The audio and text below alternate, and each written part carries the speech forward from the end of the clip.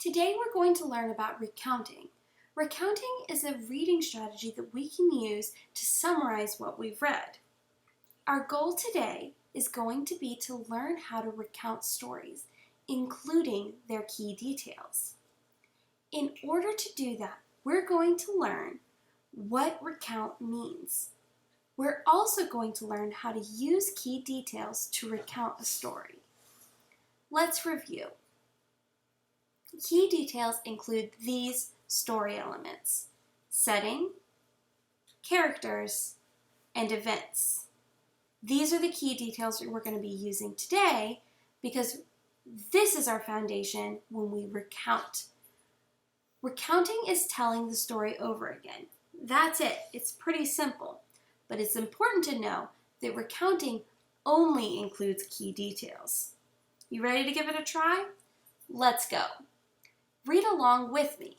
James and his sister Anna went to the carnival on Saturday. They rode the merry-go-round, the roller coaster, and the Ferris wheel. James ate popcorn and a hot dog. Anna drank lemonade and ate an apple. They saw many exciting shows. They were tired when they went home. Okay, let's start at the beginning and look for the setting. Let's underline any clues the text gives us about the setting. Remember, setting is where and when the story happened. Great. The when is pretty obvious. It happened on Saturday. The where is a little trickier because they tell us that it happened at the carnival, but then they also say that it happens at home. How do you figure out which one it is? Some stories have action at more than one location, and then the setting changes. That's okay. But in this story, the action is only happening at the carnival. There isn't any action that happens at home. There aren't any events there. So home is an interesting location, but it's not the setting. The setting is Saturday at the carnival. So we'll add that to our graphic organizer.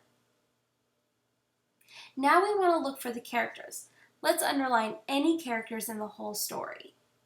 This is pretty simple because James and Anna are the only characters in the story. Both of them are important for the story, so we'll include them in our graphic organizer. Now we're ready to start looking at the events.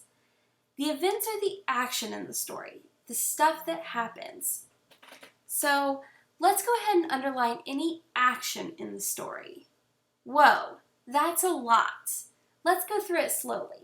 They went to the carnival, rode the merry-go-round, the roller coaster, and the Ferris wheel, ate popcorn and a hot dog, drank lemonade and ate an apple, saw many exciting shows, and went home. Now we have to figure out what happened in the beginning, the middle, and the end. At the beginning, I see that James and Anna went to the carnival, and then they rode rides. That kind of goes together, so I'm going to put that in the beginning of our graphic organizer. They went to the carnival and rode rides. Next, I see that they're eating and drinking, so I'm going to add that to the middle. They ate snacks and had a drink. Now I'm ready for the end. They saw many exciting shows and went home. Perfect. Now that we have our graphic organizer, we're ready to start recounting. Remember, all of the other details in the story don't matter at this point because recounting only includes the key details.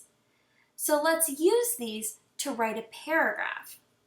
We want to include the setting, the characters, and all of the events, but let's start off slow. On Saturday, James and Anna went to the carnival and rode rides. This tells us our setting, our characters, and our beginning. Perfect. Next, we want to say what the middle is. Then they ate snacks and had drinks. Perfect. Now let's add our ending. Finally, they saw exciting shows and went home. That's all there is to it. I know that you're ready to try this on your own. Good luck!